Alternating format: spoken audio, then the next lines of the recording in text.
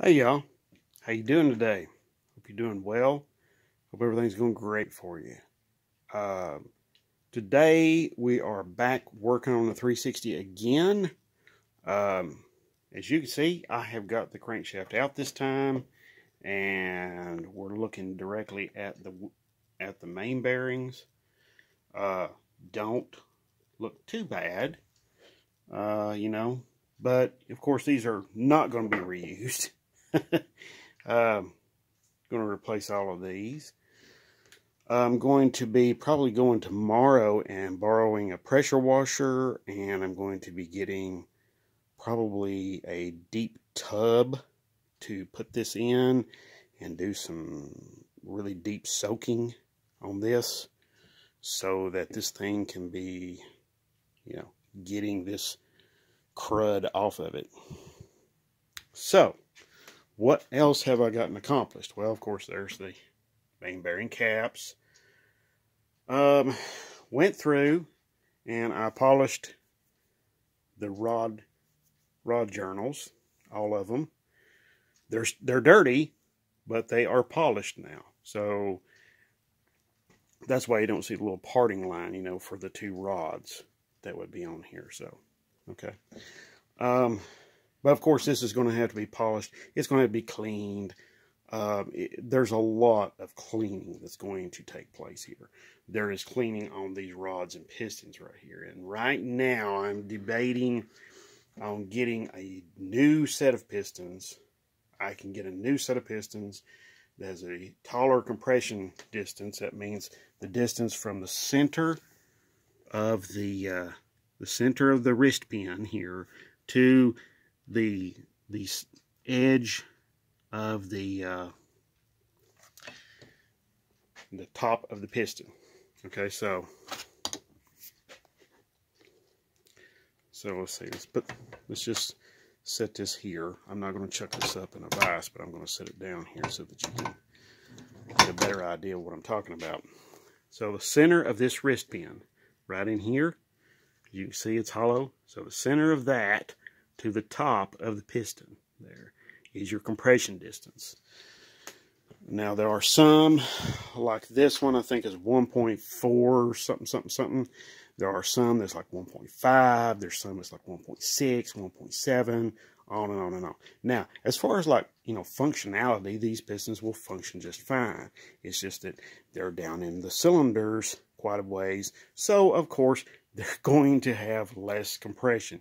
You're going to have less cylinder pressure with these than you would with a taller piston. Okay? Now, of course, that's I'm exaggerating there with my finger, but you get the point. So, but I'm going to carry on. I'm going to polish the mains here, clean them up some, and polish them. I'm just polishing them with like some sandpaper, but I'm using very fine grit. I'm using like 1500 and 2000 and 3000 grit, that sort of thing. So I'm not going, and really all I'm removing is like carbon and maybe some very, very small minor scratches. I mean, so basically all I'm doing is I'm just going through and I'm cleaning this off, and I want to make sure that it is in as good a shape as I can possibly get it, So, all right, I'm going to do that clean. I'm going to do that polishing and a little bit of cleaning, and I'm going to show you a little bit more, okay? So, be right back. All right, y'all, I'm back, and we've got all the journals, all the rod journals and main journals polished up here with just regular old sandpaper and some deep creep and a little bit of brake parts cleaner, and that's really all that it took. The crank looks really, really nice, and this thing, when it was together, you can go back and you can look at some of my previous videos, and you can see this engine running, this same 360, and pulled it out of a Cordoba, 79 Chrysler Cordoba, sat for 20 years, done some tinkering with it, put in a points distributor and got the carburetor, put a different carburetor on it, rebuilt one, actually, and got it working, and put it on there, and the thing was holding like 60 pounds of oil pressure at idle when cold, and then when it warmed up, it was about down to 50. So that ain't too shabby. I'll take that. I'll take it. I'll take that all day long.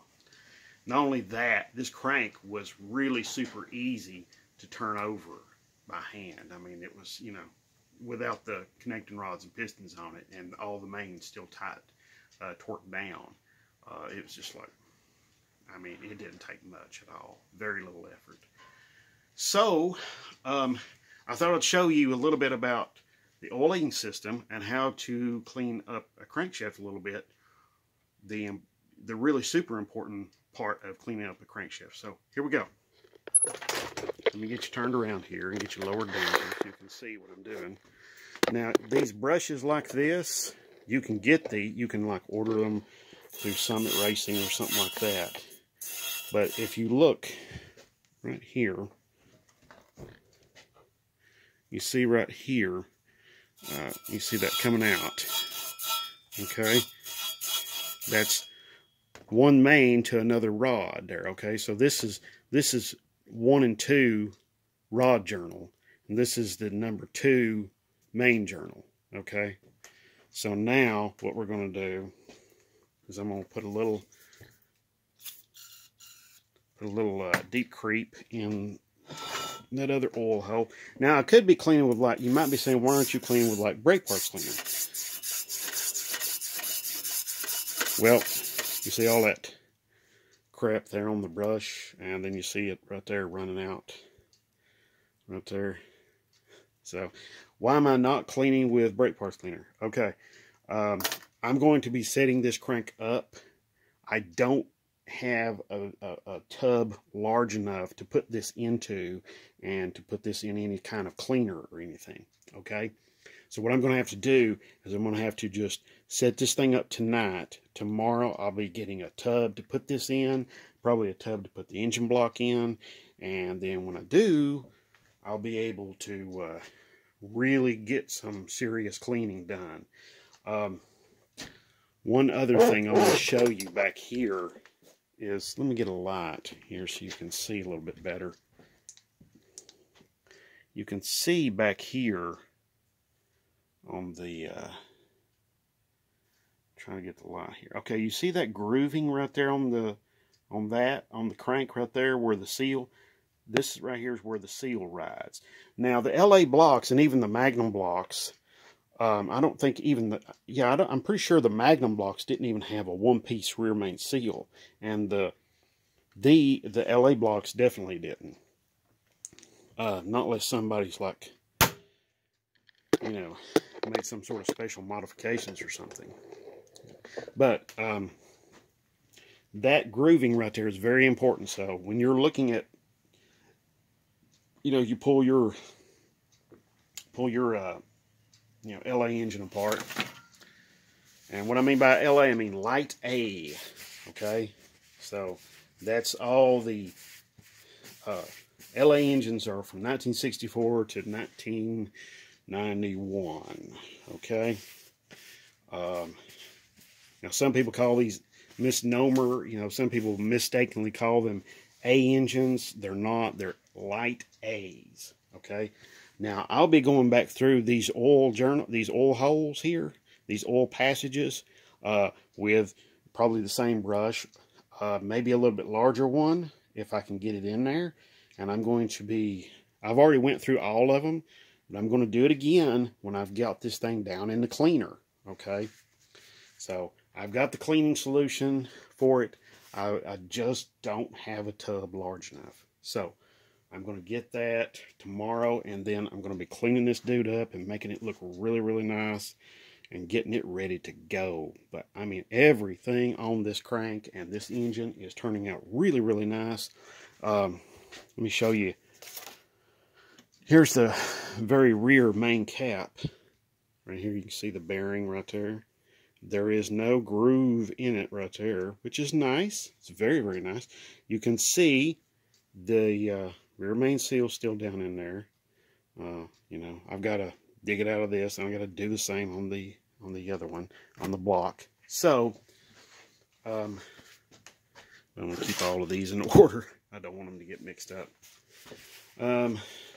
Oh, I know you see the crank laying here on its side like this.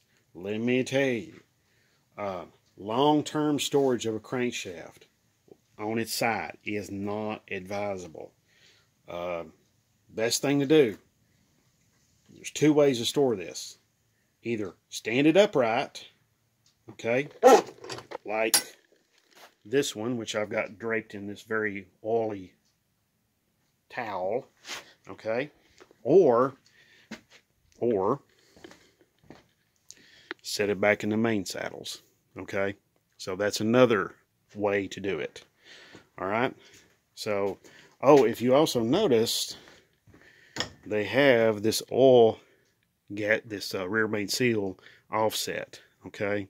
So, and this is the old rope type. So, something to keep in mind. So, but yeah, now the crank is polished. So that's one more step done. I've already cleaned out the oil passages in the crank. So, as you can see, if we look over here in the block, let me turn on a light here. Maybe you can see it. Yeah, okay, here we go. You see this enlarged, I don't know if you can see it on the camera. There's an enlarged area right there, okay? It's enlarged right there. And that area is where the oil comes from the, yeah, there's a hole. You can see my finger. There's a hole right there. And that oil comes straight up from there, right into there. Okay? Matter of fact, I'll tell you what. Let's just do this real quick. Let's see. Go get my little trusty brush. And let's see. Now, normally with the bearing in here, I'd say, no, don't do that. But this is an old bearing. I'm not going to be that concerned about it. Okay? I'll also show you why it's important. Oh, man. Yeah, it's... Let me get some pliers on that. Yeah, that thing's kind of stuck. But that's all right. That is all right. I'll get that dude out of there. Here we go. I'll set you all up right here so you can get a little ringside seat here. What's going on? Actually, I was wrong. The main... All right, see all that crap right there on the end, right here, really built up right there? That is what was down in that oil journal. That's carbon that gets built up. That's oil that gets kind of cooked in there. But it gets its oil from the lifter galley. Or the lifter galley gets its oil from the mains. All right, see, now I can pull that thing out of there just fine. But that's why it's so important to clean all those passages out and get them as clean as humanly possible. You see you see, okay, let's see if you can see that. Yeah, it's very hard to see the dirt on the camera there, there on the bearing. But, let's see, can you see it now? Yeah, okay. There's still so much glare off that bearing, it's really going to be really hard to see. I'm going to leave the bearings in there for right now. Tomorrow, I'm going to go, I have to take a little road trip with my daughter, and we're going to stop somewhere. I'm going to get a couple of little, probably some cheap plastic tubs I can put these things in, and I can clean these dudes up and get them cleaned up and get them looking good. So I know I could take these to, like, you know, some machine shop somewhere and have them do it, but you know, that's money. that I would rather spend on maybe like a cam and lifter set, you know, or like I was saying earlier, you know, pistons and rings. So, oh, all the pistons, all the compression rings on all of the pistons were loose. They weren't stuck. So that's really good. So, okay. So I'm going to go ahead and I'm going to get off here. I'm going to let you folks get on about your day. And hopefully you've learned a little bit. But I thank you very much for watching. And I also thank you very much for your comments. And so if you do have any comments or questions or anything like that, any ideas, suggestions, whatever, please put them down in the comment section below. I love reading those. It's a lot of fun, you know, and I love answering the questions. I love answering the technical questions about engines and stuff like that. So, you know, shoot them to me. I'll be glad to answer them, and I'll get to you, and I'll get right back to you as soon as I possibly can, okay?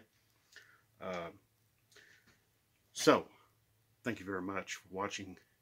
God bless.